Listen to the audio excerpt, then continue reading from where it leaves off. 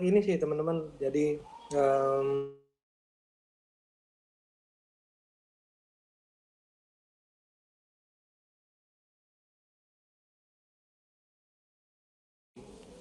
Joni apa?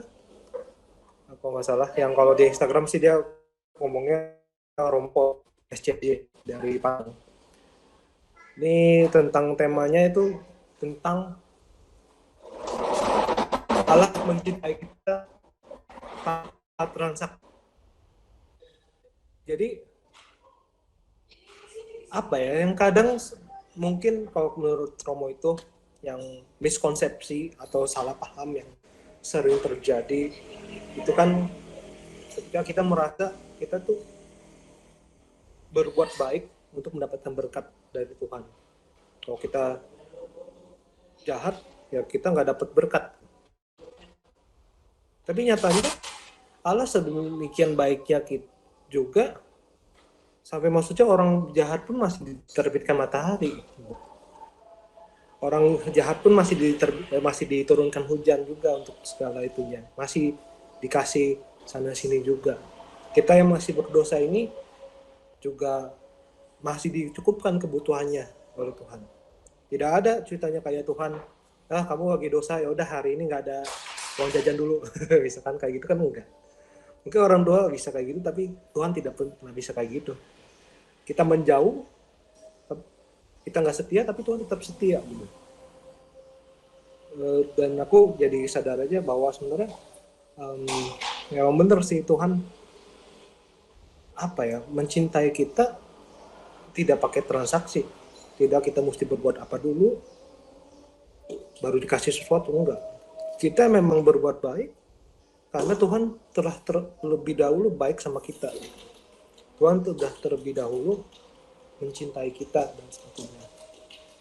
Dan aku ngeliat akhirnya dari situ aku coba belajar untuk berbuat baik, tapi juga bukan pamrih ya. Pamrihnya itu bukan hanya kepada manusia, tapi juga kepada Tuhan juga. Saya berbuat baik nih Tuhan, nanti besok saya dapat mobil baru kan, ya nggak gitu ya. Tapi saya berbuat baik karena saya bersyukur Tuhan sudah ngasih hari ini, ngasih nafas ini, ngasih umur ini, dan akhirnya saya lakukan kebaikan-kebaikan pada hari ini untuk mensyukuri semua rahmat yang Tuhan telah berikan pada saya. Ya, puji Tuhan, insightful ya, memberikan suatu ya, ide yang fresh pada pemahaman kita uh, untuk Tuhan kita. Ya, itu aja sih. Kita satukan hati, kita buka PD pada sore hari ini dengan tanda kemenangan kita dan Bapa, Putra, dan Roh Kudus. Amin.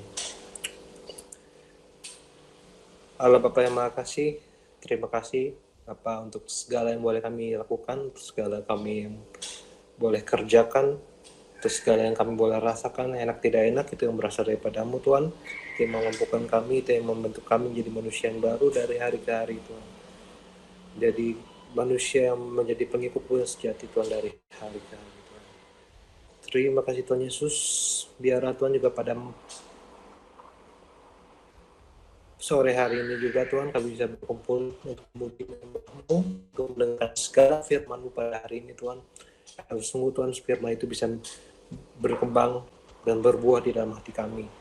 Terima kasih Tuhan Yesus.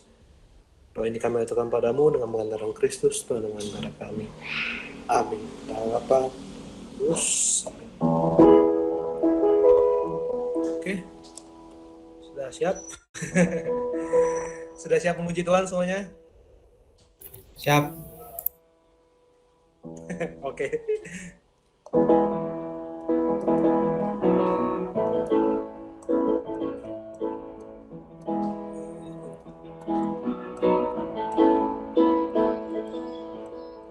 Terpujilah Tuhan,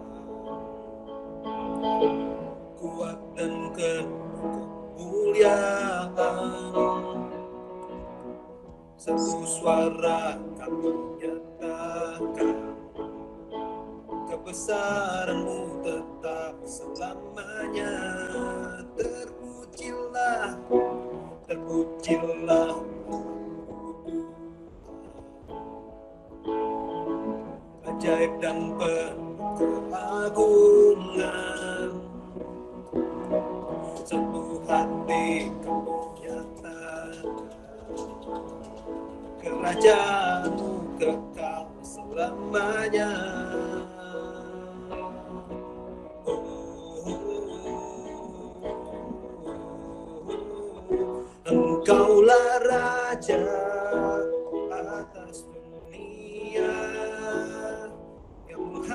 menghancurkan kutuk dan membebaskan jiwa. Kami bersorak, bertepuk tangan. Kau Tuhan berjaya dan memerintah untuk selamanya. Ya teman-teman, kita semua puji Tuhan.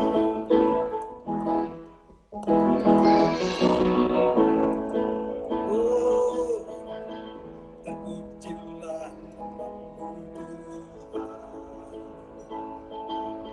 kuat dan berkemuliaan. Satu suara kami nyatakan, kebesaran-Mu tetap selamanya. Terpujilah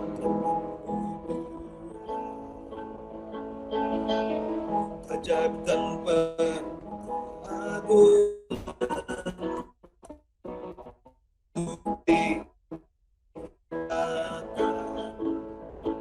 kerajaan-Mu kekal selamanya.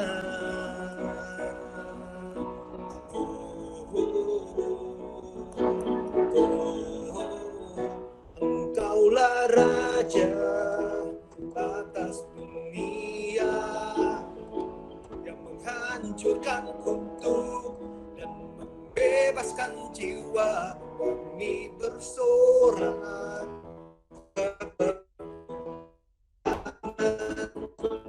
Engkau Tuhan berjaya dan memerintah.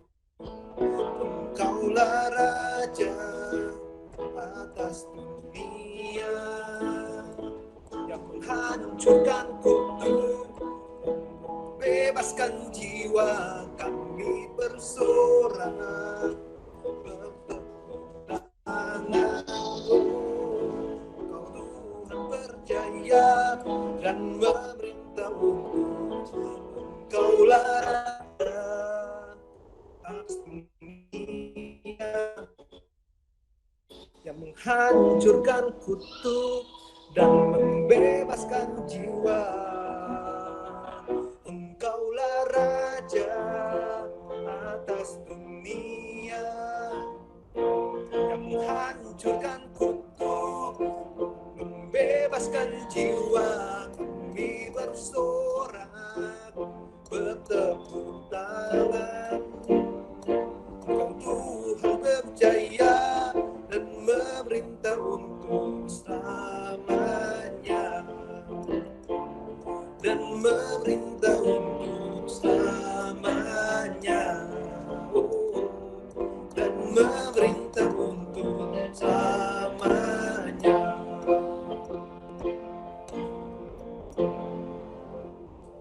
Ya, pujilah nama Tuhan kita Yesus Kristus yang telah membebaskan kita dari maut. Terpujilah Tuhan kita Yesus Kristus yang sungguh membebaskan kita dan mentahirkan kita dari segala dosa kita. Amin. Saat ini saya ingin mengajak teman-teman untuk masuk lebih dalam lagi. Sesungguhnya Tuhan sungguh mencintai kita apa adanya.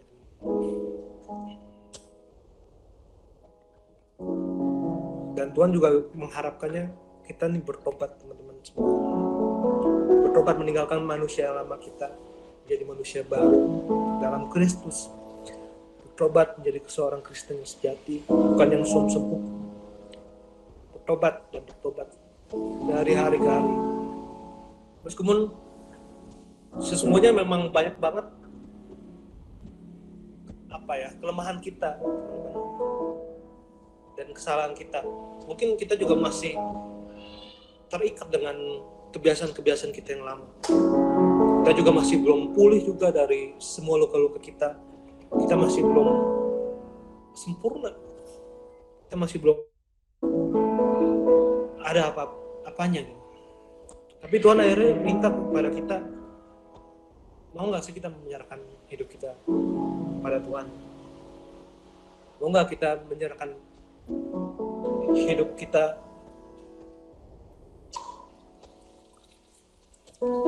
ya benar-benar ya untuk Tuhan gitu. Meskipun ya kita dengan segala kelemahan dan keterbatasan kita, dan memang nggak gampang, sama sekali nggak gampang, dan itu butuh proses sampai kita mati, kita wafat nanti. Tapi ya Tuhan juga bukan bayar kita dengan sesuatu yang murah, nggak kaleng-kaleng lagi teman-teman. Tapi Tuhan justru menebus kita, membayar denda dosa kita semuanya dengan kematiannya di dalam salib. Mari kita lebih meneduhkan hati kita dalam Tuhan.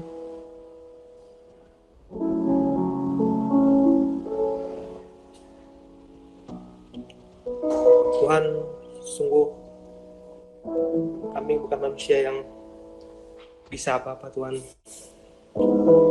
Kami bukan manusia yang mengerti apapun Tuhan. Kami juga bukan manusia yang baik. Masih banyak kesalahan, masih banyak dosa yang kami lakukan. Mungkin sedetik lalu sebelum kami ikut PD pun kami juga masih salah. Mungkin masih marah-marah sama saudara kami, masih sama orang tua kami, masih sama keluarga kami marah-marah. Kami mungkin berkelahi dengan sama teman kami, Tuhan. Engkau-lah Tuhan yang mengerti semua keadaan kami, dan Engkau yang tetap menerima kami, Tuhan. Meskipun kami berdosa sedemikian berat, meskipun mungkin kami nggak bisa menerima diri kami lagi, Tuhan, tapi Engkau yang mampu menerima kami. Dan akhirnya Tuhan, Kau yang hanya berkata, pergilah dan jangan berbuat dosa lagi. Sebegitu rahimnya Engkau Tuhan, sebegitu murah hatinya Engkau Tuhan.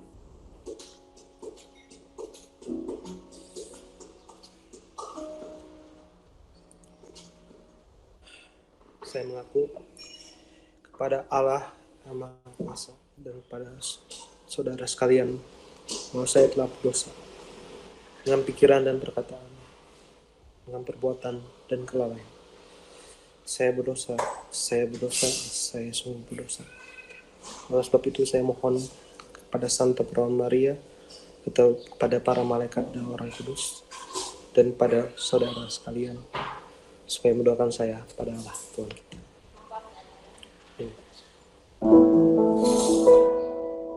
Karena memang bukan barang yang fana.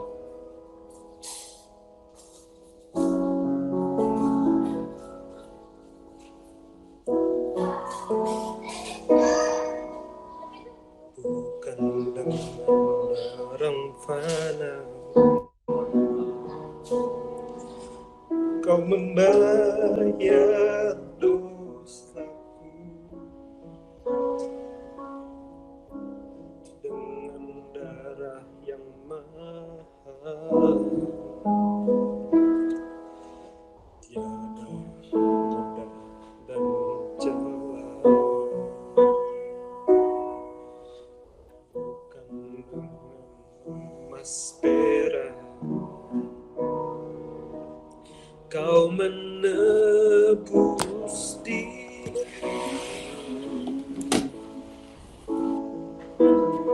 oleh segenap kasih dan pengorbananmu, ku telah mati dan tinggalkan jalan hidupmu yang lama.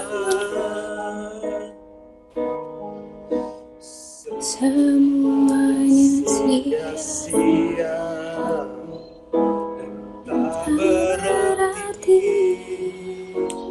lagi.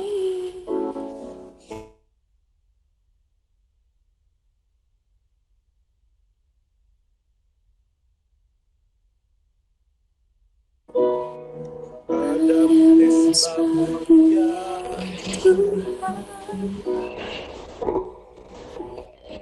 jadilah kau ingini.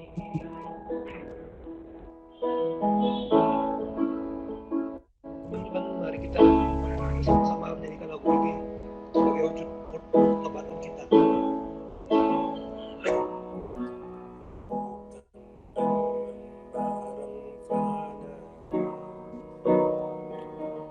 Kau membayar dosaku,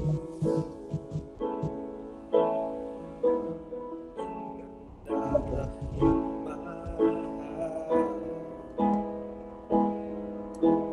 Jangan mudah dan celah,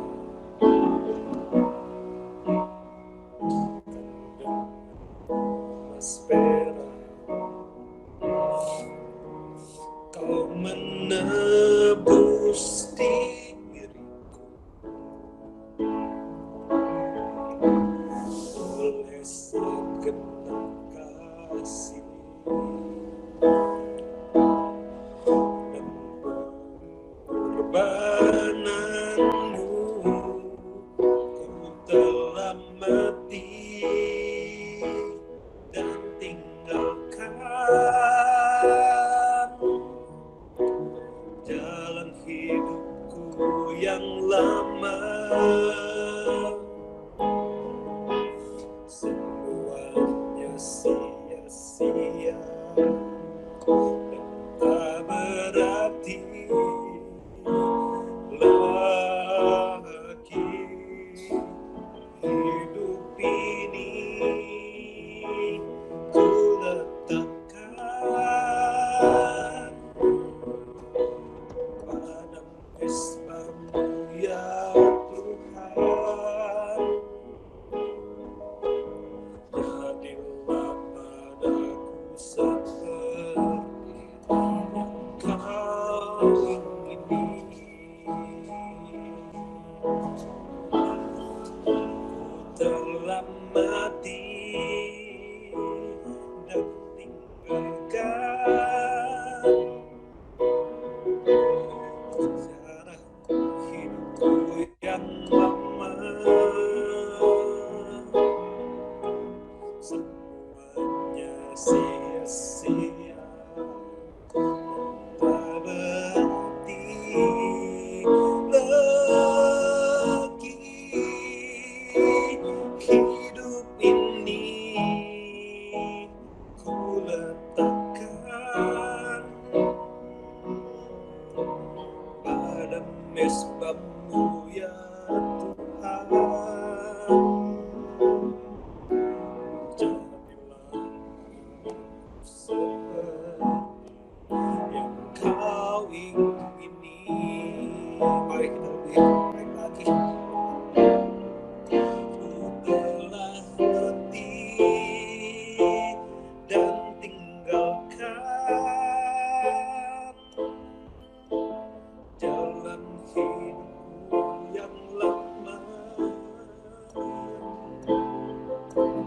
Semuanya sia-sia dan tak berarti lagi hidup ini.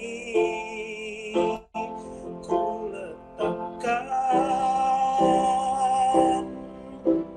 pada mesbah-Mu ya Tuhan. Jadilah padaku seperti yang Kau ingini. Jadilah padaku seperti yang Kau ingini.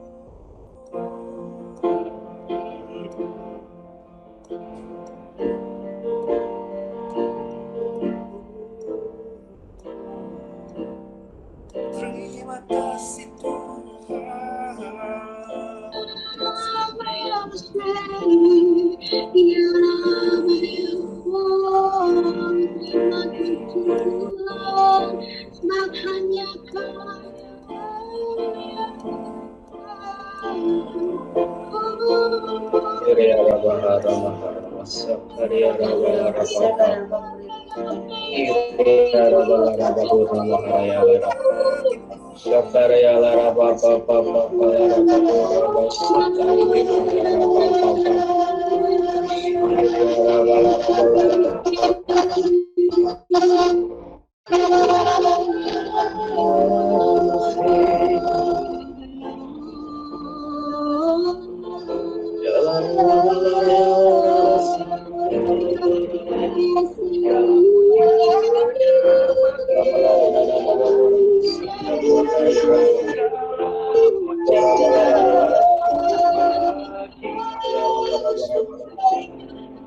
Kau hadir dalam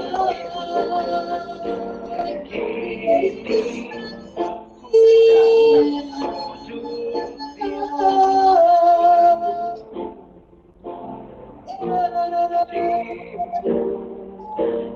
Nyembahmu Yesus ku menyembah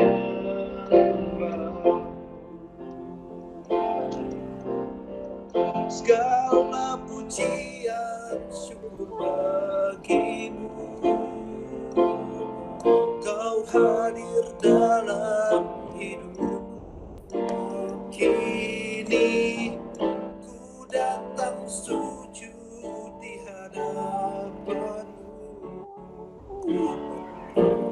Cimu menyembahmu Yesus menyembahmu segala pujian syukur bagimu Kau hadir dalam hidupku kini ku datang sujud di hadapanmu Cimu menyembahmu Yesus ku menyembahmu segala pujian syukur bagimu Kau hadir dalam hidupku kini ku datang sujud di hadapanmu Cimu menyembahmu Yesus ku menyembahmu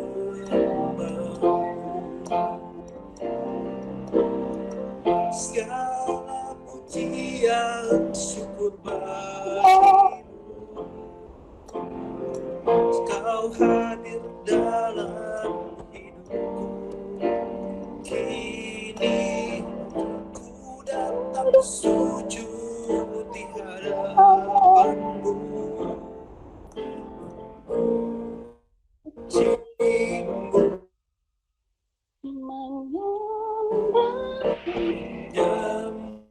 menyembahmu Yesus ku menyembahmu Cimu menyembahmu Yesus ku menyembahmu Cimu menyembahmu Yesus ku menyembahmu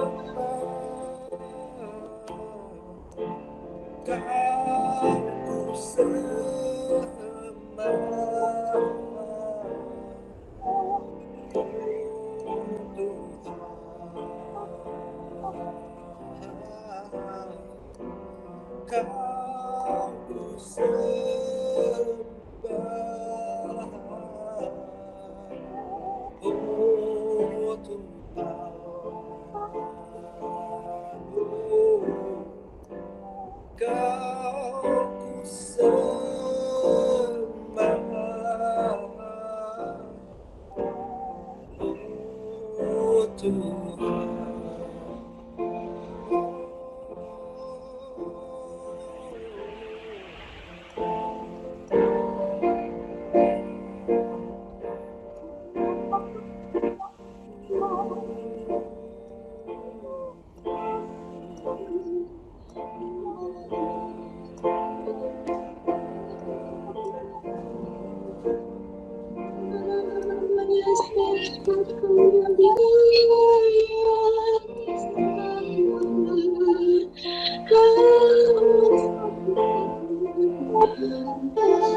Ya Rabba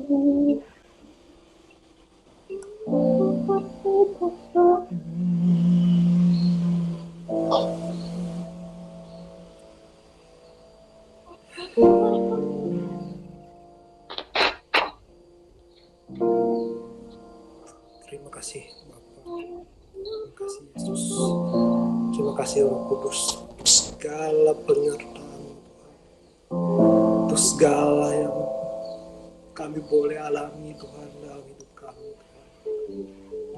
Untuk begitu besar kasih-Mu Tuhan untuk hidup kami Tuhan, begitu mahalnya darah-Mu Tuhan Kau curahkan untuk kami Tuhan, hingga Kau mati di kayu salib Tuhan secara mengenaskan untuk kami, untuk penebusan dosa seluruh umat manusia dulu, kini juga, dan yang akan datang Tuhan. Terima kasih Tuhan untuk segala yang boleh kami kerjakan dalam nama Tuhan. Untuk segala kesempatan, untuk segala kami bisa berkumpul bersekutu bersama pada malam hari ini. Terima kasih Tuhan Yesus untuk segala berkat yang nanti intinya ada dari Tuhan. Kami ingin mengarahkan hidup kami Tuhan, memberikan sikap hati yang benar, memberikan suatu tindakan yang benar untuk segala panggilan, untuk segala langkah pertobatan yang akan kami ambil dalam hidup kami Tuhan. Biar kami juga bisa meneladani Maria Magdalena yang akan disampaikan dari Bertus, hambamu Tuhan. Kau yang berkati dia dari atas sampai bawah. Kau yang berkati lidahnya, kau yang berkati pikirannya, kau berkati hatinya Tuhan. Agar dia sungguh bisa menyampaikan segala firman-Mu Tuhan. Dengan baik, dengan apa yang kau inginkan sampaikan pada kami, biar juga kami bisa kau persiapkan untuk menerimanya Tuhan. Sehingga itu sungguh menjadi berbuah dan berkah di dalam hati kami. Terima kasih Tuhan Yesus. Kami menyerahkan semua hidup kami dan juga acara sharing ini juga hanya dalam nama-Mu saja Tuhan. Kristus Tuhan dan antara kami. Amin. Bapa, Putra, Roh Kudus. Amin. Shalom teman-teman. Shalom Jos. Shalom. Halo. Shalom Bertus. Akhirnya kita. Salam Jos, salam Abel. Shalom Pak Andri. Kita kembali online lagi ya. Mantap. Online lagi. Ya udah gak apa-apa ya. Nah, kita terbiasa dengan offline, kita kembali online lagi. Mari sebelum mulai ini dulu yuk, kita mau buka doa dulu lagi. Dalam nama Bapa, Putra, Roh Kudus. Amin. Tuhan Yesus, kami sungguh bersyukur untuk setiap kasih karunia-Mu. Bahwa pada sore hari ini Kau masih berikan kami fasilitas. Kau masih berikan kami segala-galanya. Internet, Kau masih berikan kami jaringan. Kau masih berikan kami tempat. Kau masih berikan kami kekuatan, kesehatan. Kau masih berikan kami perhatian daripada-Mu Tuhan. Untuk kami boleh berkumpul bersama melalui Google Meet ini ya Bapak. Sekalipun tubuh kami berjauhan, tapi kami minta oleh kuasa Roh Kudus, hati kami berada di satu tempat ya Bapak. Hati kami berada di dalam hadirat-Mu Tuhan. Tolong ya Bapak, urapi hamba-Mu yang tidak berguna ini, karena sesungguhnya hamba tidak tahu apa yang harus hamba sampaikan. Tapi hamba minta roh hikmat, pengertian, nasihat, pengenalan akan Allah, takut akan Allah, keperkasaan, dan kesalehan tercurah untuk setiap dari antara.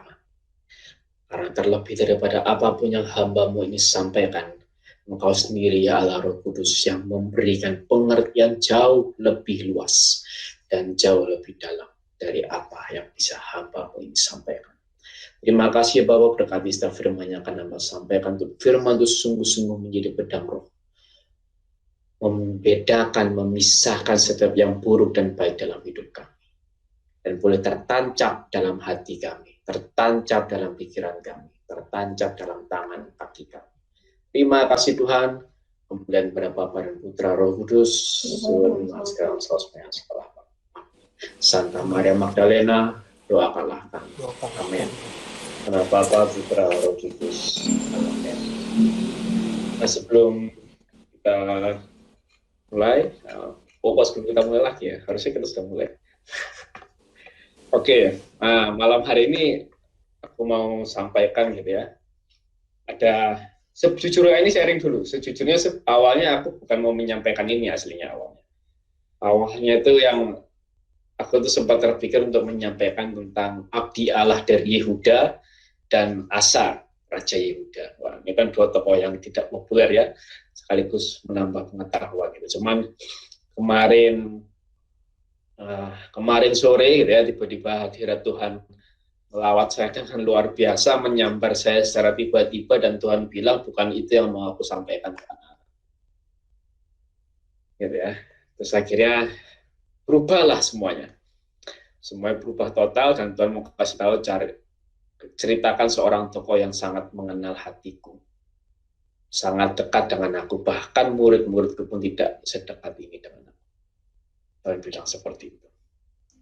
Siapa tokoh itu? Nah, sudah ada di flyernya ya, pada yang udah di-share ke teman-teman. Inilah tokoh itu, yaitu Maria Magdalena. Nah, bahkan saking dekatnya Maria Magdalena dengan Yesus, sampai muncul beberapa fitnah. Nah, ini fitnah ya, tapi ya, bukan fakta tapi fitnah. Beberapa fitnah yang mengatakan bahwa Maria Magdalena ini adalah istrinya Yesus. Itu fitnah gitu. Ya, tentu dikeluarkan oleh pihak-pihak non-Kristen. Pihak mereka bukan orang Kristen, apalagi orang Katolik, bukan. Ya, itu fitnah emang. Tapi fitnah ini menarik, gitu ya. Bahwa sekalipun ini fitnah, tapi satu hal yang menarik itu menggambarkan betapa dekatnya Maria ini dengan Yesus. Nah, kita mau belajar siapa Maria Magdalena. Nah, siapa dia? Nah, kalau kita baca kitab suci, kita baca Alkitab, kita cuma ada ini ya, dari Lukas 8:1-3. Tidak lama sudah itu Yesus berjalan berkeliling dari kota ke kota dan dari desa ke desa memberitakan Injil Kerajaan Allah. Ke-12 muridnya bersama-sama dengan dia. Dan juga beberapa orang perempuan yang telah disembuhkan dari roh-roh jahat atau berbagai penyakit, yaitu Maria yang disebut Magdalena, yang telah dibebaskan dari 7 roh jahat. Yohana istri Kusa, bendahara Herodes, Susana, dan banyak perempuan lain. Perempuan-perempuan ini melayani rombongan itu dengan kekayaan mereka. Terus siapa lagi ya? Yang pertama fakta kita dapat di sini adalah dia dibebaskan dari 7 roh jahat. Terus siapa lagi? Ya, kitab suci menuliskan begini. Dan dekat salib Yesus berdiri ibunya dan saudara ibunya Maria, istri Kleopas, dan Maria Magdalena. Fakta yang kedua, Maria Magdalena ini sampai mengikuti Yesus sampai Yesus disalib. Bersama dengan Bunda Maria Ibu Yesus, dan Maria istri Kleopas ini Maria ibu Yakobus ya, dan ibu Yusuf saudara Yakobus. Jadi kalau kita dengar Yakobus saudara Yesus, nah itu bukan adiknya Yesus, tapi itu sepupunya Yesus, karena memang Maria istri Kleopas ini saudara ibunya. Ya. Terus siapa lagi? Nah, setelah lewat hari Sabat, Maria Magdalena dan Maria ibu Yakobus, nah itu Maria Kleopas tadi. Maria ibu Yakobus serta Salome membeli rempah-rempah untuk pergi ke kubur dan meminyaki Yesus. Fakta yang ketiga adalah Maria Magdalena ini mau meminyaki Yesus hari Minggu ya, setelah hari Sabat, berarti hari Minggu. Sabat itu Sabtu. Hari Minggu, dia mau meminyaki Yesus rencananya. Terus fakta satu lagi apa? Setelah Yesus bangkit pagi-pagi pada hari pertama minggu itu, Yesus mula-mula menampakkan dirinya kepada Maria Magdalena. Fakta yang keempat adalah bahwa Maria Magdalena ini orang pertama yang dijumpai Yesus ketika Yesus bangkit dari antara orang. Gitu ya. Nah, itu 4 fakta. 4 fakta. Nah, cuma permasalahannya adalah kalau kita hanya memegang kitab suci saja, gitu ya, paham soal skriptura, gitu ya, memegang kitab suci saja sudah. Maria Magdalena ceritanya cuma sampai di sini, cuma sampai 4 fakta ini tadi. Dia dibebaskan dari 7 roh jahat dan mengikuti Yesus. Dia mengikuti Yesus sampai Yesus disalib. Dia mau meminyaki Yesus dan dia orang pertama yang dijumpai Yesus ketika Yesus bangkit. Selesai. Cuma sampai di situ. Nah, cuman karena kita orang Katolik ya, kita percaya dengan namanya tradisi suci. Kita sedikit tentang tradisi suci. Tradisi suci itu apa? Tradisi suci itu bukan adat istiadat atau kebiasaan. Tapi tradisi suci itu adalah suatu informasi atau fakta, tapi yang disampaikan secara lisan. Jadi bukan disampaikan secara tertulis ya, tapi disampaikan secara lisan. Oleh Yesus ke murid-muridnya, oleh murid-muridnya ke murid-muridnya lagi, gitu, sampai ke gereja Katolik saat ini. Nah, itu tradisi suci. Nah, apa kata tradisi suci mengenai Maria Magdalena? Ya, apa kata tradisi suci mengenai Maria Magdalena? Para bapak gereja menyamakan antara Maria Magdalena dengan Maria dari Betania. Maria dari Betania itu Maria saudara Marta dan saudara Lazarus ya. Dan perempuan yang berdosa yang mengurapi kaki Yesus. Itu sama katanya. Para bapak gereja bilang seperti itu. Ya kan?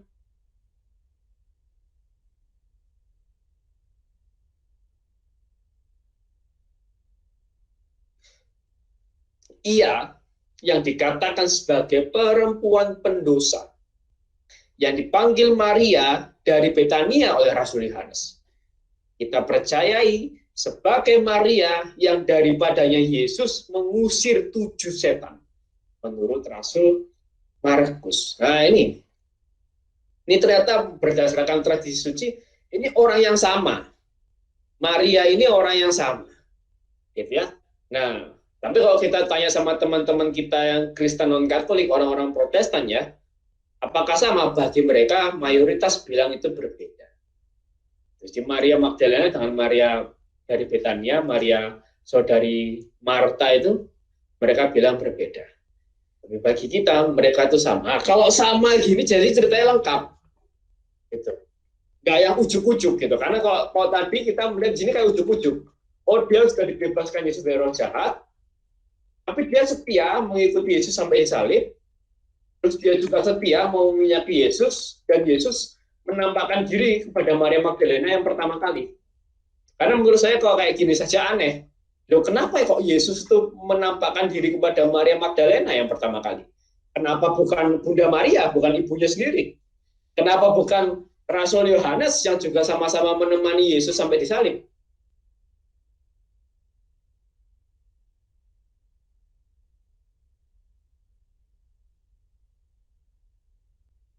Nah, maka kalau dari sini lengkap nih ceritanya. Oh, ternyata Maria Magdalena ini sama tuh dengan Maria saudara Marta, sama dengan Maria berduka.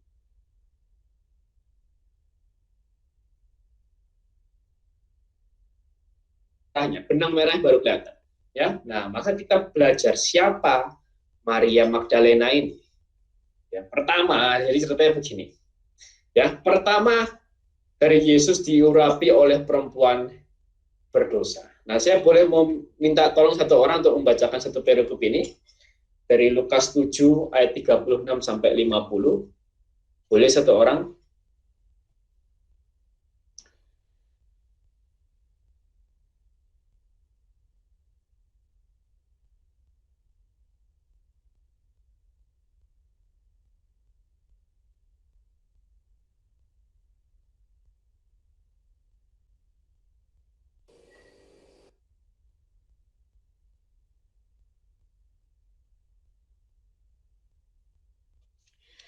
Lukas 7 ayat 36 sampai 50.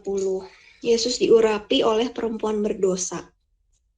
Seorang Farisi mengundang Yesus untuk datang makan di rumahnya. Yesus datang ke rumah orang Farisi itu lalu duduk makan. Di kota itu ada seorang perempuan yang terkenal sebagai seorang berdosa. Ketika perempuan itu mendengar bahwa Yesus sedang makan di rumah orang Farisi itu, datanglah ia membawa sebuah buli-buli pualam berisi minyak wangi.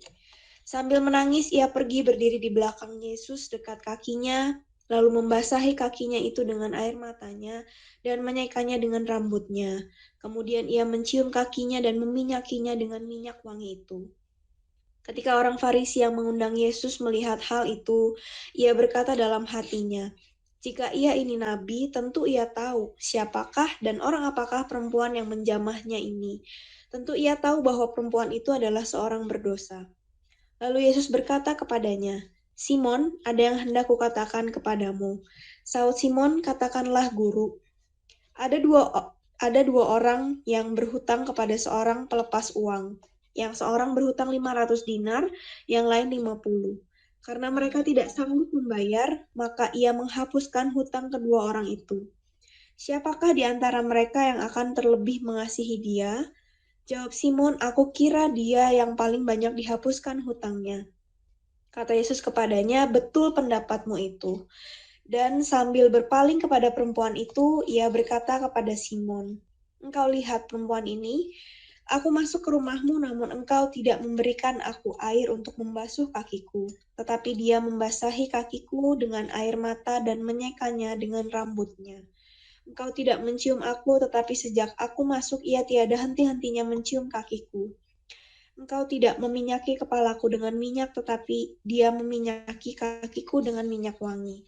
Sebab itu aku berkata kepadamu, dosanya yang banyak itu telah diampuni, sebab ia telah banyak berbuat kasih. Tetapi orang yang sedikit diampuni, sedikit juga ia berbuat kasih. Lalu ia berkata kepada perempuan itu, "Dosamu telah diampuni." Dan mereka yang duduk makan bersama dia berpikir dalam hati mereka, "Siapakah ia ini sehingga ia dapat mengampuni dosa?" Tetapi Yesus berkata kepada perempuan itu, "Imanmu telah menyelamatkan engkau. Pergilah dengan selamat." Demikianlah. Terpujilah Kristus. Nah, ini perjumpaan pertama. Di sini nggak dituliskan, nggak dikatakan siapa nama Maria ini, gitu ya. Tapi jelas berdasarkan tradisi suci, Maria ini adalah Maria Magdalena. Gitu ya. Orang ini adalah Maria Magdalena. Nah, sebenarnya akan jauh lebih menarik, gitu ya, kalau Bapak Gereja bilang bahwa Maria Magdalena itu sama seperti perempuan yang kedapatan berzina. Wah, itu jauh lebih menarik lagi itu, gitu kan? Kalau misal seperti itu, karena Yesus menyelamatkan dia ketika dia mau dilempari batu oleh orang-orang Yahudi. Nah, tapi karena tidak ada sumber itu, maka saya tidak berani mengada-ngada, gitu, daripada salah. Nah, tapi yang pasti adalah ini. Ini perjumpaan pertama Maria dengan Yesus, gitu ya. Dia diundang makan oleh seorang Farisi, dan seharusnya ketika orang mengundang makan, hal pertama yang dilakukan adalah membasuh kaki tamunya. Entah itu dia sendiri yang membasuh, atau hambanya yang membasuh. Tapi itu kebiasaan orang Yahudi. Ya, kalau diundang makan seharusnya tamunya itu dibasuh kakinya. Tapi orang Farisi ini nggak melakukan itu. Padahal ini orang terpandang. Gitu ya. Dia nggak melakukan itu. Tapi tiba-tiba, nah ini menarik nih. Tiba-tiba datang seorang perempuan, dikenal orang berdosa. Kalau orang perempuan dikenal berdosa itu biasanya seringkali ada seorang pezina, biasanya. Gitu ya. Karena jarang perempuan itu terkenal sebagai seorang pembunuh, atau perempuan itu terkenal sebagai seorang peminum, pemabuk, itu jarang. Gitu ya. Tapi kalau perempuan sebagai seorang berdosa itu biasanya adalah seorang pelacur. Nah, ini menarik nih. Ini rumah orang Farisi, itu rumah orang terkemuka. Gitu ya. Orang punya jabatan tinggi di agama Yahudi. Gitu ya. Tapi ini tiba-tiba muncul seorang perempuan yang dia tahu dia itu pendosa, dan dia nyelonong masuk.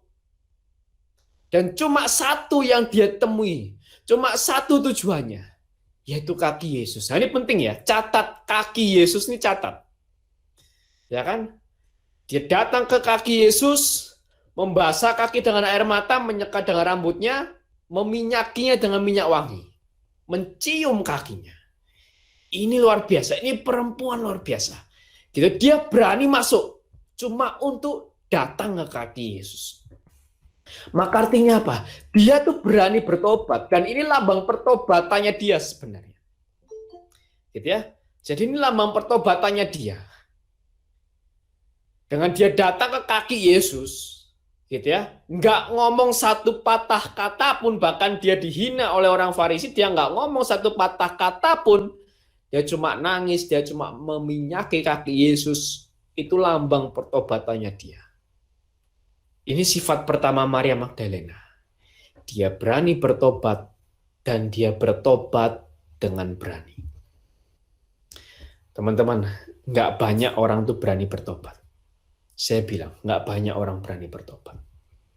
Berapa banyak orang yang mereka, seandainya mereka sudah meninggalkan PD, sudah meninggalkan komunitas, dan diajak kembali, mereka nggak mau.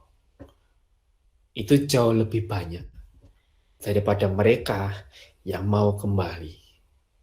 Maka saya berani bilang, tidak banyak orang sebenarnya yang berani untuk bertobat. Dan jauh lebih sedikit orang lagi yang bertobat dengan berani.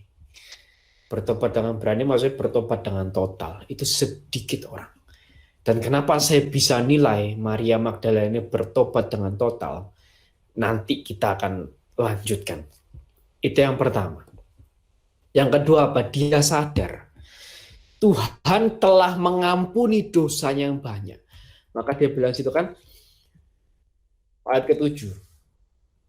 Sebab itu aku berkata kepadamu, dosanya yang banyak itu telah diampuni, sebab ia telah banyak berbuat kasih. Tetapi orang yang sedikit diampuni, sedikit juga ia berbuat kasih. Masalahnya, berapa banyak dari kita yang sadar bahwa dosa yang Tuhan ampuni itu banyak. Kita mungkin sering ngira tuh gini, oh membunuh sama berbohong lebih dosa mana? Sama dosanya. Gitu ya. Kalau di gereja Katolik mungkin ada, kalau kita dalam iman Katolik ada istilah dosa besar, dosa kecil gitu ya. Dosa mortal dan dosa venial gitu. Itu istilah formalnya, dosa besar dan dosa kecil. Dosa besar itu apa? Gampang, 10 perintah Allah itu semua dosa besar. Selesai. Dosa kecil itu apa? Lupa.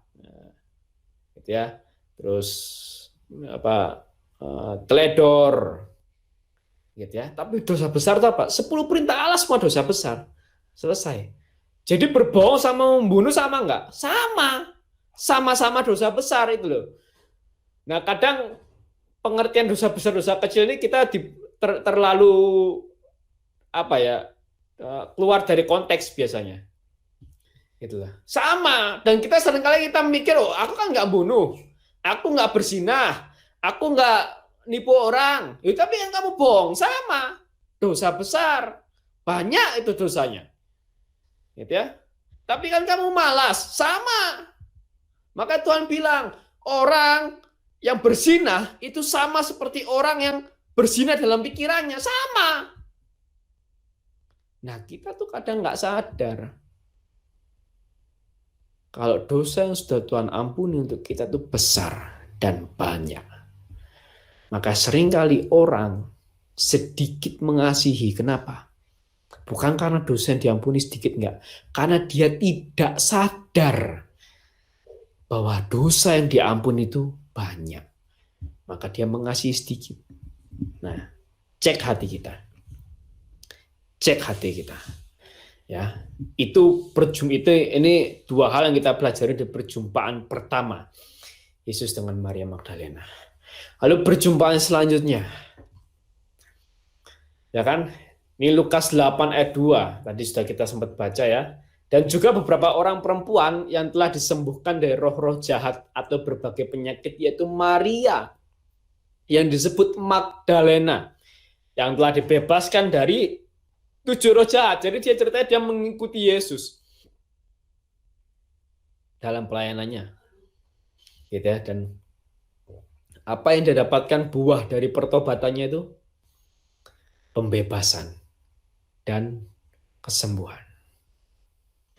Gitu ya. Berapa banyak dari kita waktu kita sakit kita nggak sadar kita harus bertobat. Berapa banyak dari kita waktu kita masih terikat dengan suatu dosa tertentu kita nggak sadar bahwa kita harus bertobat. Berapa banyak dari antara kita kalau kita sakit kita cuma mengandalkan perlu minum obat A, perlu minum obat B, perlu minum obat C. Tanpa sadar ada kerohanian yang sakit di sana, yang butuh pertobatan. Berapa banyak dari kita? Nah, ini buah pertobatan yang Maria Magdalena lakukan. Pembebasan dan kesembuhan. Lalu selanjutnya, nah ini perjumpaan Maria yang kedua. Saya boleh minta tolong satu orang untuk membacakan dari kitab sucinya ya. Soalnya yang saya tampilkan di sini lompat-lompat gitu. Jadi satu orang mungkin boleh saya minta tolong untuk membacakannya secara full satu perikop ini.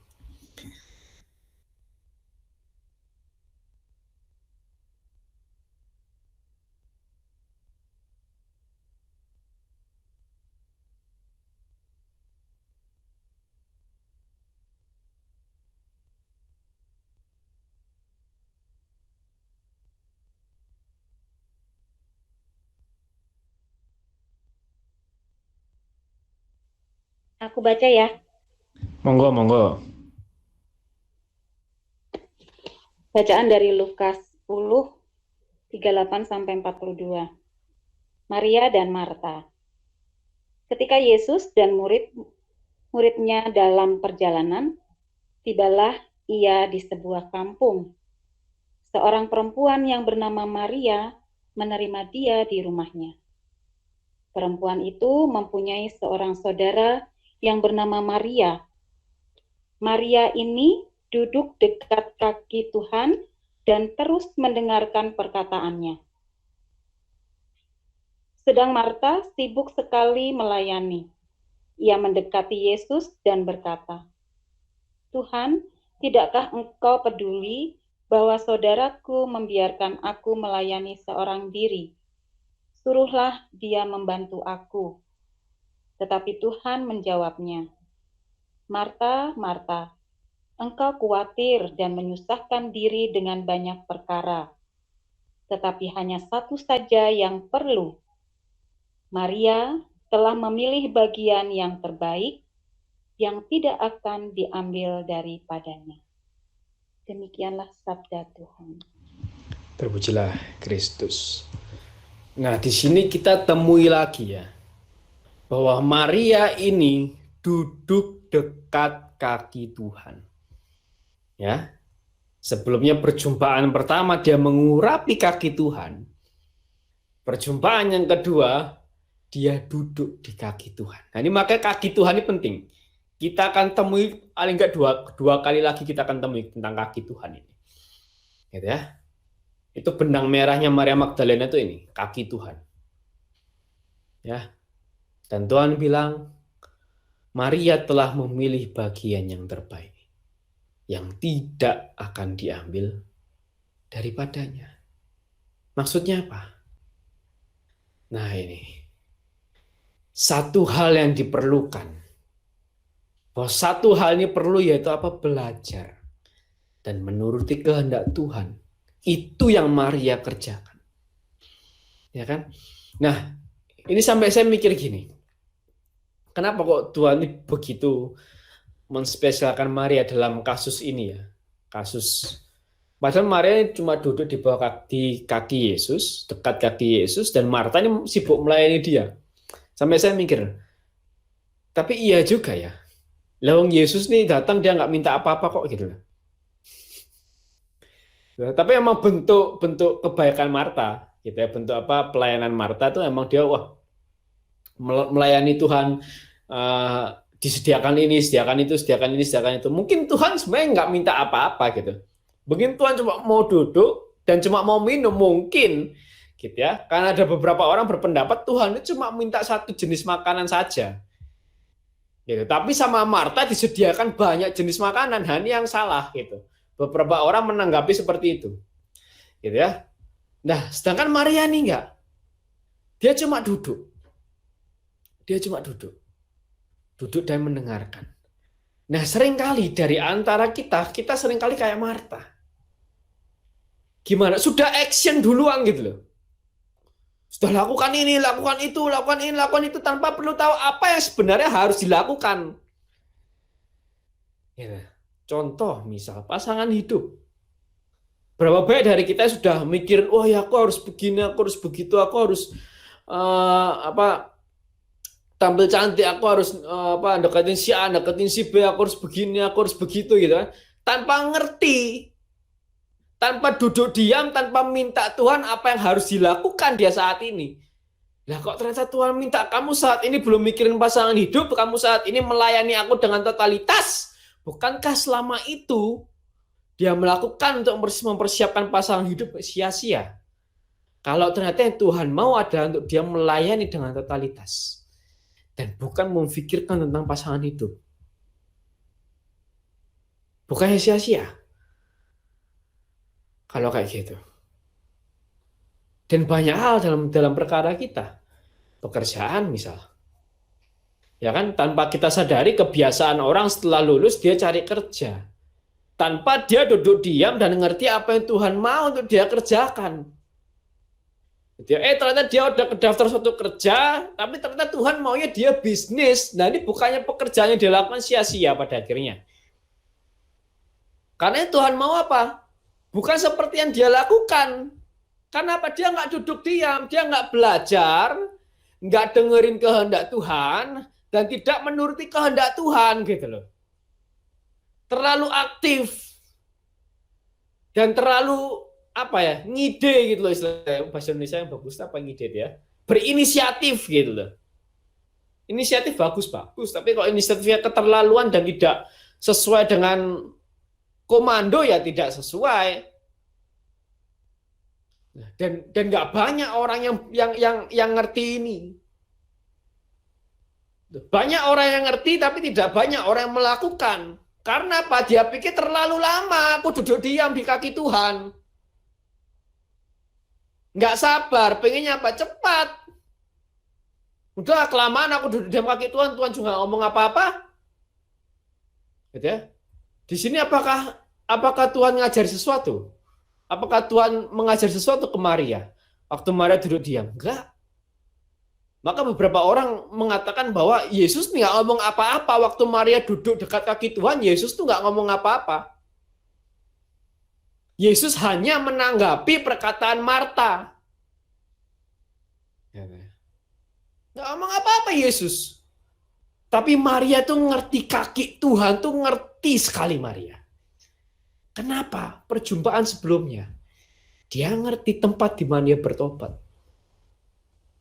Dan dia mengerti tempat di mana dia berdiam. Itu yang kita pelajari di perjumpaan kedua. Yesus dengan Maria. Nah, ini perjumpaan ketiga. Lazarus dibangkitkan. Oh, ini panjang sekali ya. Saya tidak akan minta tolong bacakan. Saya akan bacakan tapi lompat-lompat dan sepotong-sepotong. Ya. Ada seorang yang sedang sakit namanya Lazarus. Ia tinggal di Betania, kampungnya Maria Magdalena dan adiknya Marta. Gitu ya. Nah, Maria adalah perempuan yang pernah meminyaki kaki Tuhan dengan minyak mur dan menyekanya dengan rambutnya. Nah, ini mengacu ke perjumpaan yang pertama. Gitu ya. Perempuan pendosa yang tidak bernama itu. Ternyata Maria ini diperjelas di Yohanes 11 ayat 2. Dan Lazarus yang sakit itu adalah saudaranya. Kedua perempuan itu mengirim kabar kepada Yesus, Tuhan, dia yang kau kasih sakit. Nah, ini saya langsung ayat 17 ya. Di sini Tuhan memang sengaja untuk dia nggak segera datang. Memang sengaja Tuhan menunggu Lazarus itu mati duluan. Gitu ya, dan ada sedikit perbincangan dengan murid-muridnya. Nah, maka ketika Yesus tiba, didapatinya Yesus setelah 4 hari berbaring dalam kubur. Sudah 4 hari, gitu, bukan baru kemarin. Mungkin kalau baru kemarin atau baru 2 hari, mungkin masih bisa ini hidup lagi. Jadi kepercayaan orang Yahudi itu begini. Roh orang yang baru mati itu bergentayangan kira-kira 2 hari. Gitu ya. 2 hari. Jadi gini. Katakanlah si A mati sekarang, bergentayangan 3 hari berarti ya. Si A mati sekarang, rohnya itu masih bergentayangan besok dan masih bergentayangan lusa, 3 hari berarti ya. Nah tapi hari keempat rohnya udah nggak bergentayangan, sudah di surga atau di neraka. Itu kepercayaan orang Yahudi. Maka orang Yahudi percaya satu-satunya orang yang bisa membangkitkan orang mati setelah hari ketiga hanya Mesias. Itu kepercayaan Yahudi. Jadi Yesus melakukan mujizat kebangkitan Lazarus ini sekaligus menunjukkan kemesiasannya. Bahwa hanya Mesiaslah yang sanggup membangkitkan orang mati setelah hari ketiga. Maka Yesus datang ya telah 4 hari Lazarus itu berbaring di dalam kubur. Nah, begitu ya. Itu salah satu poin. Nah, ketika Marta mendengar bahwa Yesus datang, ia pergi mendapatkannya. Tetapi Maria tinggal di rumah. Maka kata Marta kepada Yesus, Tuhan, sekiranya engkau ada di sini, saudaraku pasti tidak mati. Kata Yesus kepada Marta, saudaramu akan bangkit. Kata Marta kepadanya, aku tahu bahwa ia akan bangkit pada waktu orang-orang bangkit pada akhir zaman. Dan sudah berkata demikian, ia pergi. Marta pergi memanggil saudaranya Maria, berbisik, guru ada di sana. Dan ia memanggil engkau. Wah, ini luar biasa nih. Yesus tuh nyari Maria. Gitu ya. Lihat kedekatannya. Yesus tuh nyari Maria. Mendengar tuh Maria segera bangkit. Lalu pergi mendapatkan Yesus. Setibanya Maria di tempat Yesus berada dan melihat dia, kembali lagi 3 kali kita lihat tersungkur dia di depan kakinya. Ya, 3 kali kata kaki Tuhan muncul ya dengan perjumpaan dengan Maria Magdalena. dan berkata kepadanya, Tuhan, sekiranya engkau ada di sini, saudaraku pasti tidak mati. Kalimat yang sama yang Marta katakan, Maria ini. Nah, ini menarik. Ketika Yesus melihat Maria menangis dan juga orang-orang Yahudi yang datang bersama-sama dia, maka masih gula hatinya. Ia sangat terharu dan berkata, di manakah dia kamu baringkan? Jawab mereka, Tuhan, marilah dan lihatlah. Maka menangislah Yesus. Wah, ini luar biasa. Gitu ya. Kok bisa seorang Maria Magdalena menyentuh hati Tuhan sebegininya? Yesus terharu dan Yesus menangis. Ya, setelah itu Yesus datang ke kubur Lazarus, dia perintahkan Lazarus keluar, dan Lazarus keluar masih dengan diikatkan kafan. Nah, ini lukisan yang terkenal ini ya, Yesus membangkitkan Lazarus. Nah, ini ada hal yang menarik ini ya. Ketika Yesus, ini ayat ke-33, ketika Yesus melihat Maria menangis dan juga orang-orang Yahudi yang datang bersama-sama dia, maka masih gula hatinya. Ia sangat terharu dan berkata, kata masih gula hatinya dalam bahasa Yunani artinya sesungguhnya apa? Wah, sorry, next saja langsung. Artinya sesungguhnya apa? Dia marah dalam roh. Oh, ini aneh nih. Waktu aku dapat ini aneh loh. Kok dia marah dalam roh ya? Gitu ya. Tapi jauh sekali dengan makna terharu gitu ya. Mungkin dalam kemarahan karena kehadiran kejahatan atau kematianmu, ya kan? Jadi jauh sekali. Kenapa dia marah? Ya kan? Aku baru mengerti setelah kita mengerti kedalaman cinta Yesus ke Maria. Kayak gini loh, kayak gini. Kayak gini ya. Maria ini datang kayak seorang anak, dia ngadu sama bapaknya. Gitu. Pak, aku barusan dipukul sama si Joni gitu misal. Bapak terus kan, hah? Apa? Gitu ya. Ya sekali satu sisi dia terharu anaknya nangis gitu kan. Satu sisi dia kasihan anaknya nangis, tapi satu sisi marah. Dia kan, loh, berani-berani si Joni itu mukul kamu. Aku datangin bapaknya sekarang, nah gitu loh. Kira-kira begitu. Hah? Ini anakku mau diapakan sama setan? Kok sampai begininya? Kematian, kejahatan itu mengganggunya. Aku nggak akan diam. Kira-kira tuh isi hati Yesus gitu. Ya kan? Aku akan kalahkan kematian di Lazarus. Bayangin. Sikapnya Maria itu mengguncangkan hati Tuhan. Sikap hatinya Maria itu mengguncangkan hati Tuhan. Kalimat yang dikatakan Maria itu sama. Kalimat yang dikatakan Maria itu sama seperti yang dikatakan Marta. Tapi kenapa ketika Maria bilang itu, Yesus haru. Yesus menangis bahkan. Karena sikap hati Maria itu mengguncangkan hati Yesus. Tiap kali Yesus datang yang dia hampiri siapa? Kakinya. Kakinya. Dan kakinya. Nanti kita akan bahas tentang kaki Yesus. Ini perjumpaan ketiga Yesus dengan Maria Magdalena. Lalu perjumpaan keempat. Yesus diurapi di Betania. Saya minta tolong satu orang untuk baca Yohanes 12 ayat 1 sampai 8, boleh?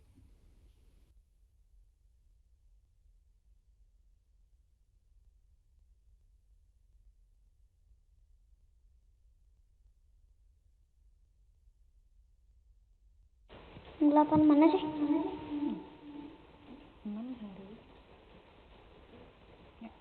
Terus di sini aja ya. Baca dulu. Yesus diurapi di Betania. 6 hari sebelum Paskah, Yesus datang ke Betania, tempat tinggal Lazarus yang dibangkitkan Yesus dari antara orang mati.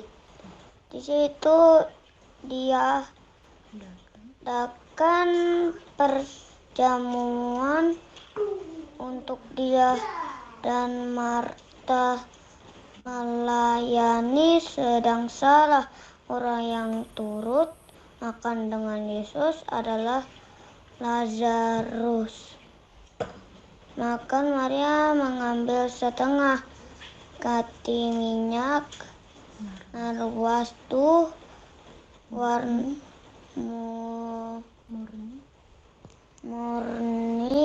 yang mahal harganya, lalu meminyaki kaki Yesus dan menyekanya dengan rambutnya, dan bau minyak semerbak di seluruh rumah itu. Tetapi Yudas Iskariot, seorang dari murid-murid Yesus yang akan segera menyerahkan dia, berkata, mengapa minyak wastu ini tidak dijual 300 dinar dan uangnya diberikan kepada orang-orang miskin. Hal itu tidak dikatakannya bukan karena ia memperhatikan nasib orang-orang miskin, melainkan karena ia adalah seorang pencuri. Ia sering mengambil uang yang disimpan di dalam kas yang dipegangnya. Makanya kata Yesus, biarkanlah dia melakukan hal ini, mengingat hari penguburanku, karena orang-orang miskin selalu ada padamu kamu, tetapi aku tidak akan selalu ada padamu. Demikianlah sabda Tuhan. Terpujilah Kristus. Terima kasih Divo. Luar biasa. Nah, ini menarik ya. 6 hari sebelum Paskah, Yesus mendatangi Betania lagi, mendatangi Maria, Marta, dan Lazarus. Ya kan, dari situ mereka mengadakan perjamuan. Dan lihat apa yang Maria Magdalena lakukan. Dia mengulangi lagi perjumpaan pertamanya dia dengan Yesus. Kemana? 4 kali kita temukan kata ini. Kaki Yesus. Yang meminyaki kaki Yesus dan menyekanya dengan rambutnya. 4 kali kita tahu kaki Yesus itu sudah dihampiri oleh Maria Magdalena. Ini orang yang mengerti tentang hati Tuhan ini kayak gini. Ini luar biasa. Nah, ada 2 hal. Ya, yang pertama itu ini. 6 hari sebelum Paskah Yesus datang ke Betania, tempat tinggal Lazarus yang dibangkitkan Yesus dari antara orang mati. Nah, menurut catatan tafsiran begini, pada hari ini juga mereka umumnya mengadakan pesta kecil. Jadi orang-orang Yahudi itu mengadakan pesta kecil untuk apa? Untuk teman-teman mereka. Gitu ya. Jadi 6 hari sebelum Paskah itu memang kebiasaan orang Yahudi adalah mengadakan pesta kecil untuk siapa? Untuk sahabat-sahabat mereka. Gitu ya. Jadi teman-teman mereka yang terdekat, saudara-saudara mereka yang terdekat, mereka mengadakan perjamuan kecil. Dan di sini ketika momen itu yang Yesus hampiri siapa? Bukan Maria ibunya. Bukan mertua Petrus. Bukan keluarga dari salah satu muridnya. Tapi yang dia jumpai siapa? Maria. Dan kalau kita baca Yohanes 12:1-8 ini paralel ya. Dia dengan Matius, Markus, Lukas juga mengisahkan hal yang sama. Lukas kayaknya enggak deh. Matius dan Markus mengisahkan hal yang sama tepat. Gitu ya, bahwa mereka datang ke Betania. Jadi dengan kata lain, lihat kedekatan, sekali lagi lihat kedekatannya gitu loh. Ya kan? Di hati Yesus, menurut Yesus, sahabatnya satu siapa? Maria. Sekalipun dia punya 12 murid. Sekalipun dia punya 12 murid.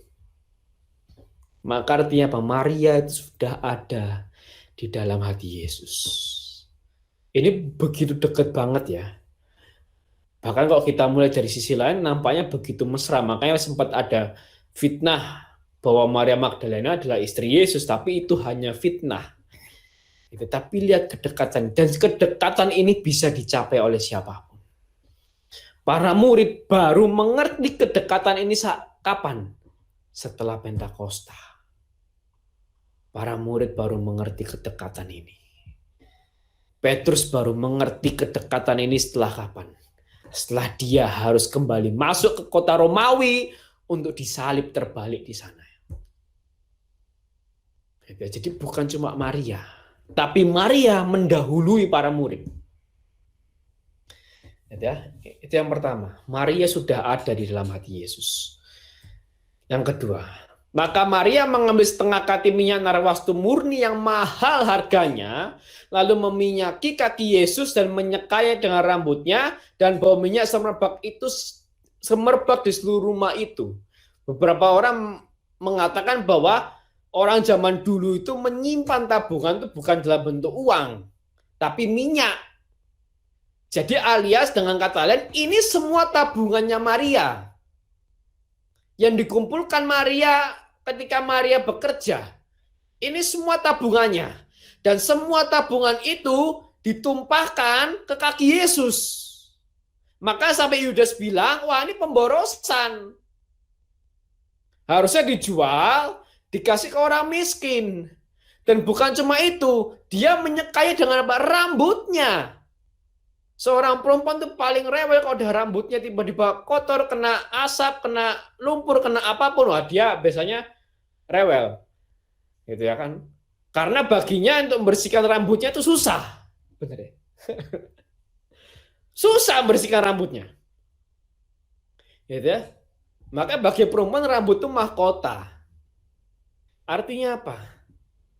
Nah, dan Maria juga menunjukkan keterikatan kasihnya kepada Yesus dengan mengurapi kakinya dengan minyak urapannya yang berharga atau yang mahal. Itu Santo Theophylactus, Santo Agustinus, dan Santo Yohanes Chrysostomus mengatakan hal yang sama.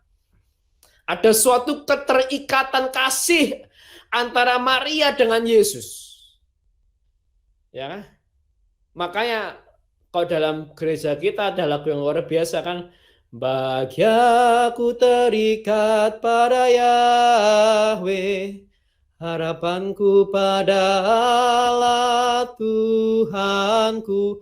Karena ikatan itu bahagia.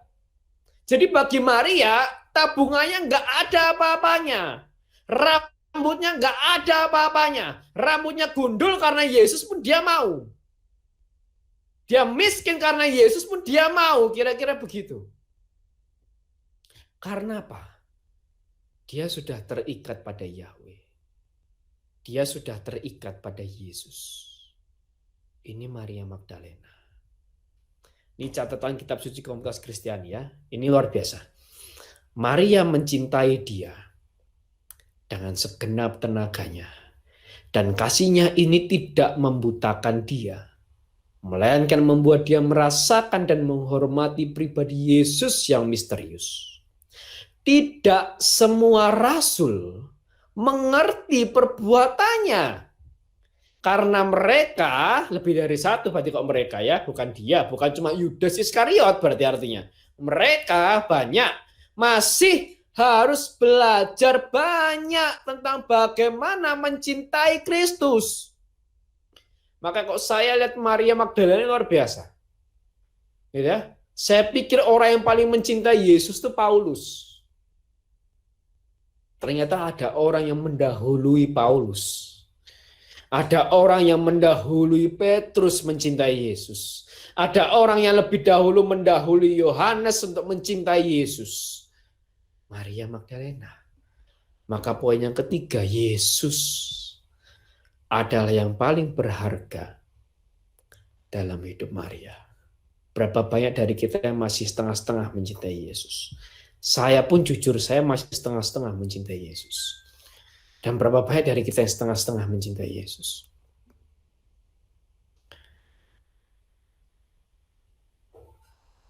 Mengorbankan pekerjaannya sedikit nggak bisa. Mengorbankan uangnya sedikit untuk Yesus nggak bisa. Mengorbankan waktunya sedikit untuk Yesus nggak bisa. Jauh sekali, kalah sekali dengan seorang wanita pendosa ini. Sekalipun kita tidak seberdosa Maria Magdalena. Tapi seberapa kita mengerti cinta akan Tuhan. Seberapa kita bisa mengerti cinta akan kasih Tuhan. Seberapa kita bisa membalas cinta akan Tuhan.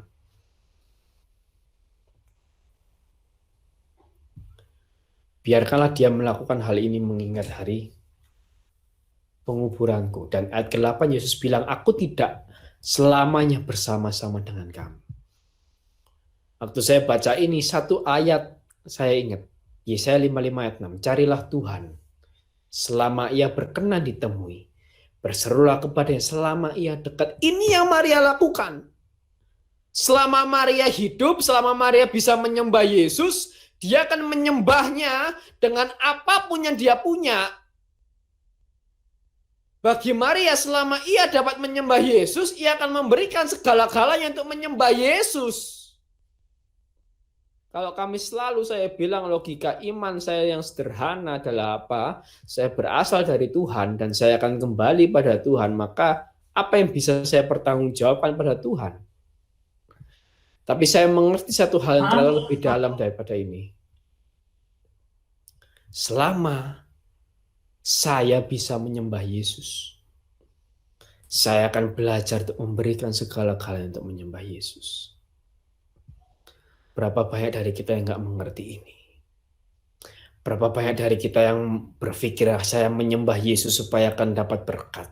Tadi yang Jos bilang ya, berapa banyak dari kita yang mendukungkan Yesus, yang berpikir dengan aku menyembah Yesus, aku menyenangkan hatinya, maka aku mau dapat setiap berkat yang dia mau berikan dalam kehidupanku. Berapa banyak kita berpikir seperti itu. Tapi kita lupa, dia itu Tuhan. Dia itu Tuhan.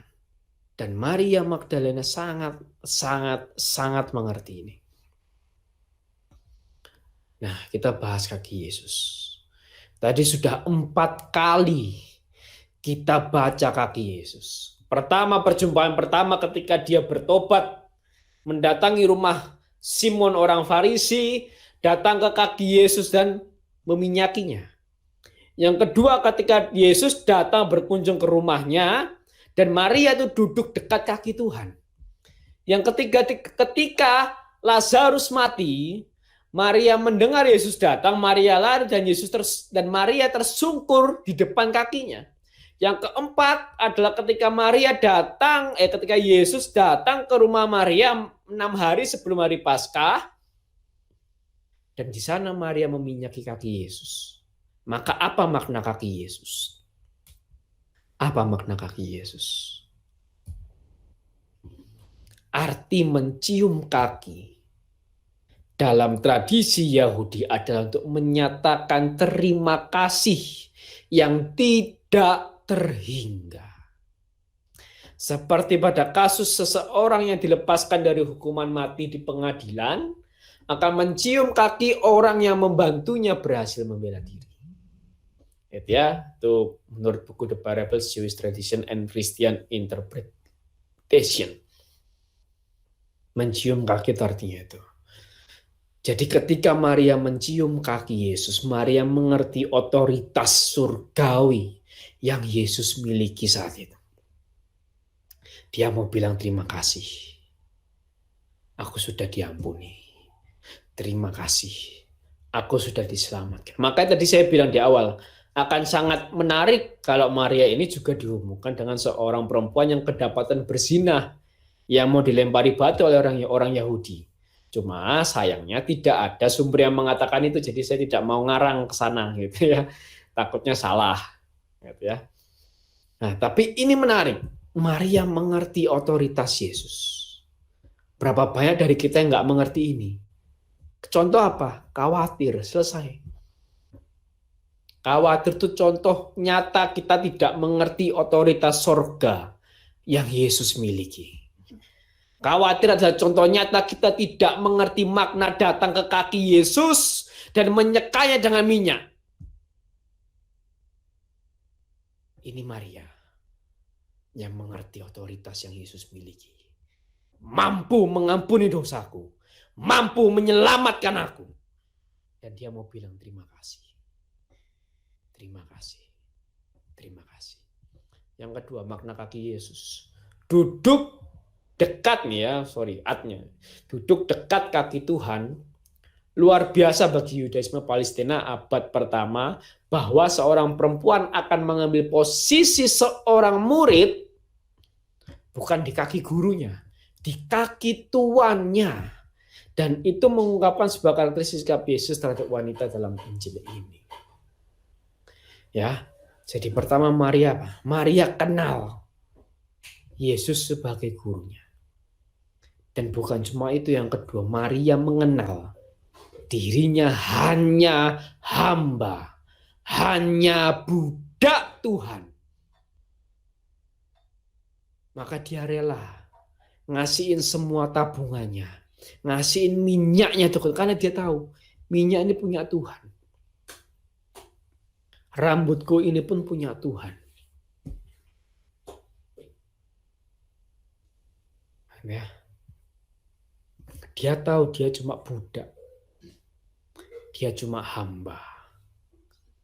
Ini luar biasa. Maria ini punya pengenalan luar biasa. Tanpa kata-kata dia tuh bisa mengenal Yesus jauh lebih luar biasa daripada para teolog yang menjelaskan Yesus dengan kata-kata. Ini menurut saya ya. Ini luar biasa. Lalu selanjutnya apa? Tadi ini kita sudah baca. Maria setia sampai disalib Yesus. Ada 3 Maria di sini ya. Maria ibu Yesus, Maria istri Kleopas atau istilah lainnya Maria ibu Yakobus dan Yusuf gitu ya. Dan yang ketiga adalah Maria Magdalena. Dan Tuhan Yesus kasih penghargaan yang luar biasa ke Maria Magdalena. Apa itu? Ini. Pada hari pertama minggu itu pagi-pagi benar ketika hari masih gelap, pergilah Maria Magdalena ke kubur itu dan ia melihat bahwa batu telah diambil dari kubur. Nah ini terus dia datang ke Petrus, dia kasih tahu batunya sudah terguling, gitu kan? Dan kubur itu kosong. Petrus lihat ke sana, gitu kan, menyelidiki si kubur, gitu kan? Petrus terus pergi ke murid-murid yang lain, gitu. Tapi Maria berdiri dekat kubur itu dan menangis. Ini luar biasa, ini kebiasaan Maria luar biasa. Petrus itu masih ngide itu masih tinggi. Oh nggak ada Yesus. Ya, dia pakai logika kan. Wah nggak ada Yesus. Ini berarti aku harus ngasih tahu teman-teman dulu. Gimana ya? Mau kita cari atau kita telusuri, kita selidiki. Gimana ya? Maria enggak. Cuma duduk. Maria duduk. Berdiri dekat kubur itu dan menangis. Sampai menangis ia menjunguk ke dalam kubur itu.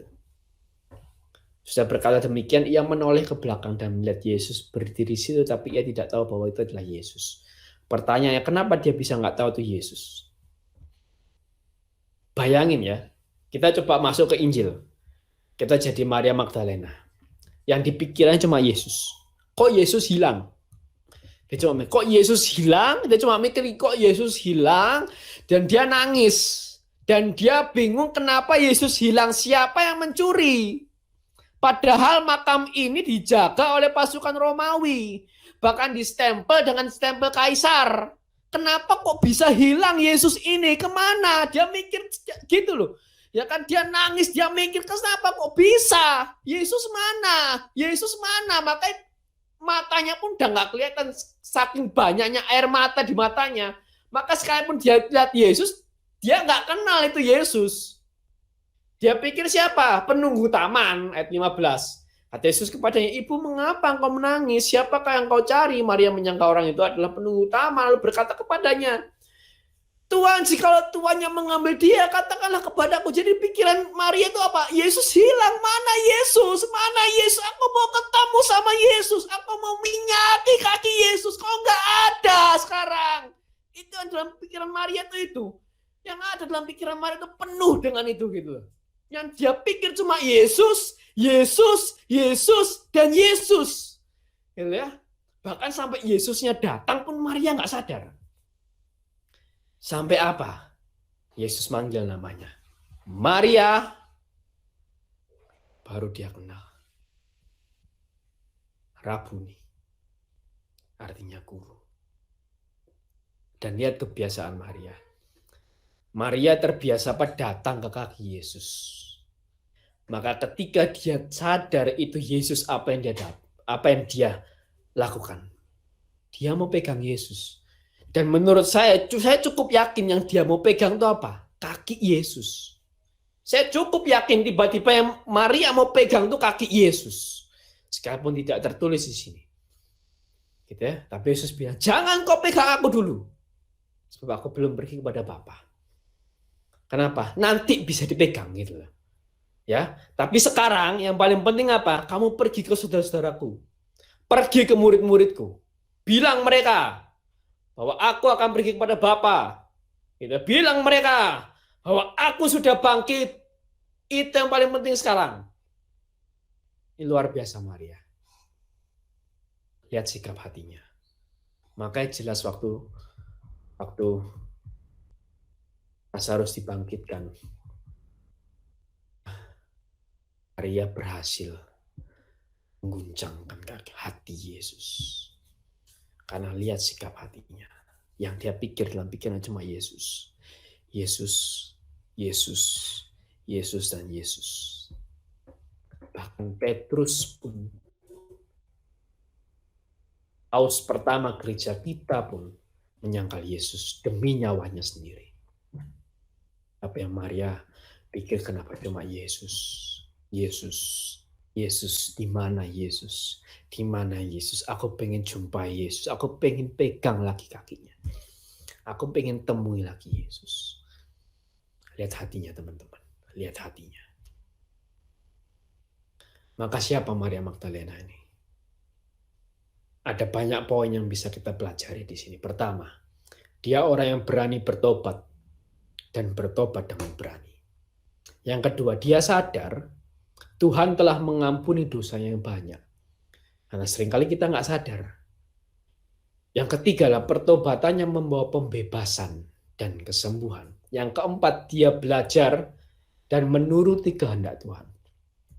Yang kelima, apa? Sikap hati Maria itu mengguncangkan hati Yesus. Yang keenam, Maria sudah ada di dalam hati Yesus. Nah, tadi kita sudah bahas. Bagi Yesus, Maria adalah sahabatnya. Yang ketujuh, Yesus adalah yang paling berharga dalam hidup Maria. Yang kedelapan, bagi Maria selama ia dapat menyembah Yesus, ia akan memberikan segala-galanya untuk menyembah Yesus. Yang kesembilan, Maria mengerti otoritas surgawi yang Yesus miliki. Yang ke-10, Maria mengenal Yesus sebagai gurunya. Dan bukan cuma itu. Yang ke-11, Maria mengenal dirinya hanya sebagai hamba. Hanya sebagai budak. Mari teman-teman kita mau tutup dengan doa. Pada kesempatan kali ini. Dalam nama Bapa dan Putra, Roh Kudus. Amin. Tuhan Yesus Kristus, malam hari ini kami mengerti ya Bapak, bahwa Engkau ingin sampaikan salah satu orang yang menyentuh hatimu. Salah satu orang yang mengerti tentang Engkau. Salah satu orang yang mengenal-Mu Tuhan. Salah satu orang yang menyembah-Mu dengan segala-galanya yang dia punya. Salah satu orang yang sangat dekat dengan Engkau ya Bapa. Salah satu orang yang berhasil mengguncangkan hati-Mu Tuhan. Salah satu orang yang membuat Engkau berpaling kepadanya, yaitu satu orang ini ya Bapa, Maria Magdalena. Yang dulunya dia adalah seorang pendosa ya Bapa. Tapi ketika dia datang ke kaki-Mu Tuhan, dia bertobat. Bahkan ketika Engkau datang kembali kedua kalinya, dia datang juga ke kaki-Mu untuk duduk diam di dekat kaki-Mu. Bahkan ketika 3 kali Engkau datang, dia duduk tersungkur di kaki-Mu Tuhan. Dan keempat kalinya ketika Engkau datang, dia meminyaki kaki-Mu untuk sekian kalinya ya Bapa. Beri kami hati seperti Maria ini Tuhan. Beri kami hati yang mengerti tentang kaki-Mu Tuhan. Beri kami hati yang mengerti tentang isi hati-Mu ya Bapa. Beri kami hati yang mengerti tentang cinta-Mu Tuhan. Bahwa cinta-Mu, agape-Mu Tuhan, tidak pernah berakhir. Cinta-Mu tidak pernah berujung ya Bapa. Dan cinta-Mu itu yang akan selalu menunggu kami untuk kembali kepadamu. Seperti Engkau tunggu Maria Magdalena ini kembali kepadamu. Dan kami percaya ketika kami bertobat kembali datang kepada kaki-Mu Tuhan, ada pengampunan, ada pertobatan, ada kebebasan, ada kesembuhan, dan ada cinta yang kembali mengalir dalam hati kami. Tambahkan iman, pengharapan dan kasih dalam diri kami. Kami tidak mau hanya mengerti firman-Mu, hanya mendengar firman-Mu. Tapi kami mau menjadi pelaku-pelaku firman-Mu. Sebab Engkau berkata ya Bapa, setiap pelaku firman-Mu adalah kuat. Maka kami mau jadi kuat seperti Engkau ya Tuhan Yesus. Karena melakukan firman Bapa. Terima kasih ya Bapa. Materaikan apapun yang telah kami terima malam hari ini. Kami mau tolak setiap roh jahat yang mencoba mencuri benih firman ini. Kami minta Santo Mikael datang, menghardik, mengikat setiap roh jahat, mencampakkan setiap roh jahat ke dalam api neraka. Agar setiap benih firman ini semuanya jatuh ke dalam tanah yang subur, semuanya berakar, bertumbuh kuat, berbuah yang sangat lebat ya Bapak. Dan buahnya itu kekal. Bukan cuma kami yang menikmati, tapi banyak orang yang menikmati dan mengalami pertobatan. Tuhan, kami minta untuk kami mengalami perjumpaan pribadi dengan Engkau. Karena dengan kami mengalami perjumpaan pribadi, kami percaya hidup kami pasti diubah, disembuhkan, dibebaskan dalam nama Yesus. Terima kasih Tuhan. Terima kasih ya Bapak. Kemuliaan kepada Bapa dan Putra dan Roh Kudus seperti pada permulaan, sekarang, selalu, dan sepanjang segala abad. Amin. Santa Maria Magdalena, doakanlah kami. Amin. Dalam nama Bapa dan Putra dan Roh Kudus.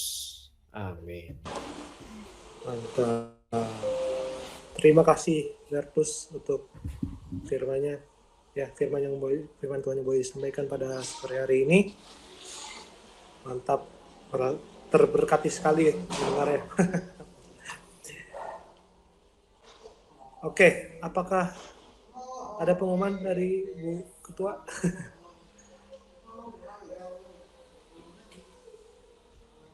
Oke, teman-teman, terima kasih banyak ya yang udah hadir di persekutuan doa. Meskipun online, tapi sungguh-sungguh kita banyak belajar ya dari sosok Maria Magdalena ini. Untuk pertemuan selanjutnya, hari Selasa ya teman-teman, kita ada Miracle Room. Kemudian Kamis kita ada Jazz, kita lanjutkan lagi. Dan sekarang tambahannya Jumat dan Sabtu juga kita ada doa malam ya, gitu. Jadi setiap Selasa, Jumat, Sabtu kita doa malam bersama di Google Meet juga jam 20. Hari Minggu kita persekutuan doa, dan hari Kamis kita Jazz, gitu teman-teman. Terima kasih banyak untuk kehadirannya pada sore hari ini. Terima kasih. Ya. Terima kasih teman-teman semua. Oke. Di Mana? Ada Kak Yusni mau ngomong apa? Kak Yusni.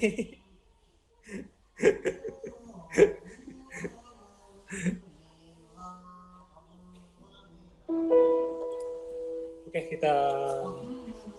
Oh ya, mau foto ini ada Kristen ngomong nggak ada foto bareng nih. Gitu. Yuk foto bareng. Ada.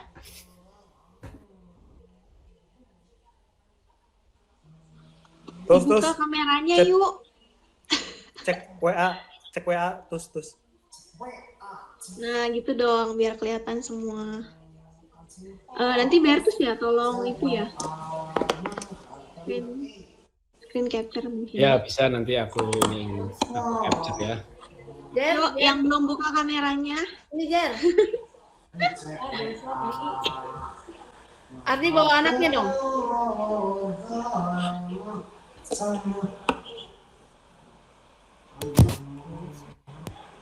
Iya. Gimana? Udah? Yuk, yang belum buka kameranya. Buka kameranya yuk. Selin mana? Udah ya? Oke. Marcel. Oh, Marcel mana Marcel? Gamelan wisata udah. Udah nih, Ilin udah ada di sini. Udah ya? Oke ya, kita foto ya. Siap? 1, 2, 3. Ya, oke. Lagi. Oh, ada Mbak Yuni. Ada Mbak Yuni. Sebentar ya, sekali lagi. Tapi sebentar. Tunggu. Oke ya, siap-siap ya, siap-siap lagi ya. 1, 2, 3. Sip. Oke.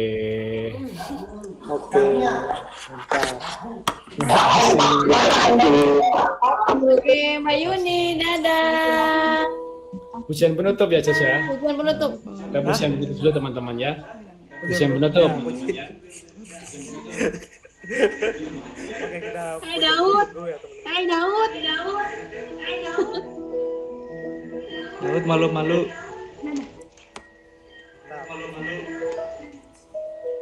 Tes 1 2. Masuk. Oke.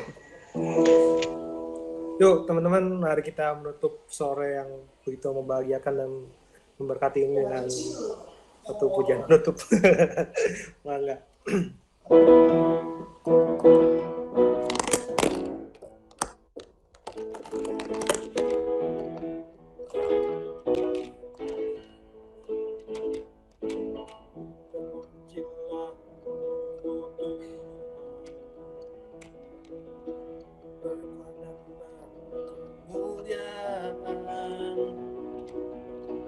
Satu suara menyatakan kebesaranmu tetap selamanya. Terpujilah ajaib dan pengagungan, satu hati kamu nyatakan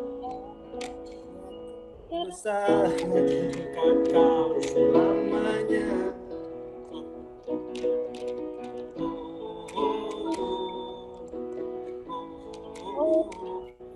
Kaulah raja atas dunia,